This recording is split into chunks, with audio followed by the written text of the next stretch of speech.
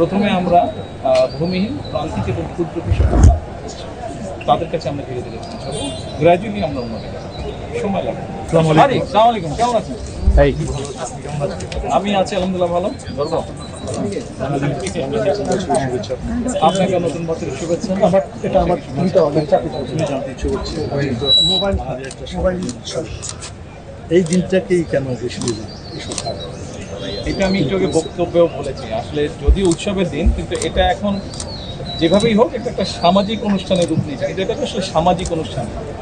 বৈশাখটা তো এটা ওতপ্রোতভাবে কৃষির সাথে সম্পর্কিত। কৃষকরা বা আমাদের দেশ গ্রামে যারা ব্যবসায়ী ছিল তারা সেই সময় কৃষির সাথে রিলেটেড যারা ব্যবসা ছিল তারা সেই সময় নতুন মাল খেলাতে ফসল সেটা তাদের কী অবস্থা হলো না হলো খাজনার বিষয়ে সব কিছু।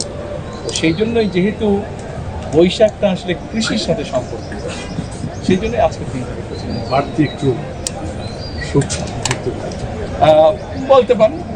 বলতে পারেন আপনারা বলছেন যে আগামী 4 বছরের ভিতরে সারা দেশে চেষ্টা করবো আমরা আসলে আমাদের গভর্নমেন্টের কাছে যে হিসাব আছে, আপনার ভূমিহীন বলুন, প্রান্তিক বলুন, ক্ষুদ্র বলুন, মাঝারি বলুন, বৃহৎ কৃষক বলুন, সব মিলে অ্যাবাউট 2,75,00,000 ইনভেস্টেড কৃষক আছে। তো আমরা পরিবার কৃষক অবশ্যই তার একটা পরিবর্তন আছে। তো প্রথমে আমরা ভূমিহীন প্রান্তিক এবং ক্ষুদ্র কৃষক তাদের কাছে আমরা ধীরে ধীরে পৌঁছাবো। গ্র্যাজুয়ালি আমরা উন্নতি করবো, সময় লাগবে। যেমন এই যে আজকে 22,000-এর মতন কৃষককে আমরা রিচ করেছি 11টা উপজেলায়। এখানেই প্রায় 8 কোটি টাকা সরকারের ট্রেজারি থেকে 8 কোটি টাকা যাচ্ছে। তো স্বাভাবিকভাবেই আপনার ধরেন এই মধ্যপ্রাচ্যের ইস্যুটা আসাতে একটু প্রেশার করেছে, আমাদেরকে 2,000 কোটি টাকারও বেশি তেলের মধ্যে ফেলতে হচ্ছে। তা না হলে হয়তো আমরা একটু সংখ্যা একটু বাড়াতে পারতাম। তো সেই জন্যই গ্র্যাজুয়ালি ইনশাল্লাহ যে টাকার প্রশ্ন আপনার করলেন যে আমরা 36,000 কোটি টাকা আমরা ব্যয় করি সাধারণ উন্নয়ন বিষয় তো আমাদের সামাজিক নিরাপত্তা তারপরে এখানে পাঠাতে হবে। তো আমরা প্রযুক্তিতে কেন যাই এটা আপনি অর্থের কথা না, 36,000 কোটি টাকার সাথে আমরা ভর্তি করছি, অথচ আশপাশের দেশগুলোতে প্রযুক্তিগত দিকে আমরা যাচ্ছি, সেটাও আমরা পরিকল্পনা নিয়েছি। সেই ন্যানোতে টাকাটা সাশ্রয় করি। জি, কারণ এই টাকাটা বিভিন্নভাবে ওয়েস্ট হয়। এর বাইরেও আপনার ধরেন এই যে যেমন ধরেন এই যে সেচের জন্য যে এই সুবিধাটা আপনি যে 36,000 বললেন তার মধ্যে এটাও চলে আসে। কিন্তু এটা আপনি খুব ভালো করেই জানেন যে আমাদের অনেক কৃষকরা ঠিক বুঝে উঠতে পারে না খেতে বা জমিতে কী পরিমাণ পানি দিবে। পানিটা বেশি হয়ে যায়, পানিটা বেশি হলে খুব যে সুবিধা হচ্ছে তা না, কিন্তু পানিটা নষ্ট হচ্ছে, আবার ওইদিকে এমনই অপেক্ষা হচ্ছে। তো এই জিনিসগুলোই সব কিছু ধীরে ধীরে আমরা করতে চাইছি, এগুলোকে অ্যাড্রেস করতে চাইছি। যেটা আপনার বললেন ন্যানো বললেন ওটা আমরা যাচ্ছি, এর মধ্যে আমাদের আলাদা আগামীর অগ্রগতির ভিত্তি আনোয়ার ইস্পাত, স্ট্রংগেস্ট স্টিল সিন্স 1978।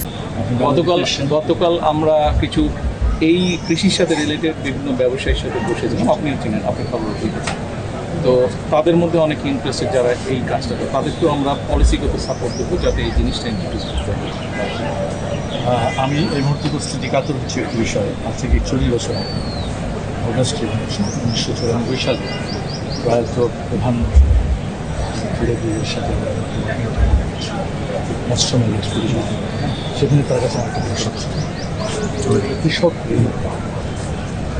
এখনো পর্যন্ত না, সেই চিত্রটা এখন আছে। 80 সবাইকে লাইফ আধুনিক বাসে আপনি ঋণ ব্যবস্থাটা আটকাতে পারেন আপনার 10,000 টাকা কৃষি ঋণ আমরা 10,000 টাকা, যেটা কৃষি ঋণ ছিল 25শে ফেব্রুয়ারি পর্যন্ত। আমরা সরকার গঠন করার পরে প্রথম সভাতে ক্যাবিনেট মিটিং আমরা এটা আমাদের কমিটমেন্ট ছিল, পলিটিক্যাল কমিটমেন্ট। আমরা প্রথমেই 10,000 টাকা পর্যন্ত যাদের কৃষি ঋণ ছিল সুদ সহ 25শে ফেব্রুয়ারি পর্যন্ত সেটা আমরা প্রায় 12 লক্ষের মতো কৃষক। আপনি যেটা বললেন সেটা সমস্যা আছে, সমস্যাটা একদিনে আমরা সমাধান করতে পারবো না, বিষয়টিকে আমরা বলছি। এবং এই কৃষক কার্ড যেটা আমরা দিয়েছি এটা কিন্তু তারই একটা অংশ।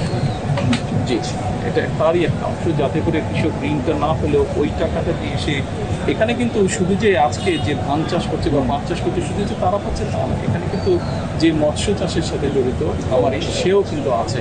এখানে হাঁস মুরগি যে পালন করে সেরকম মানুষ আছে, এমনকি লবণ চাষ করে তেমন কৃষক কিন্তু।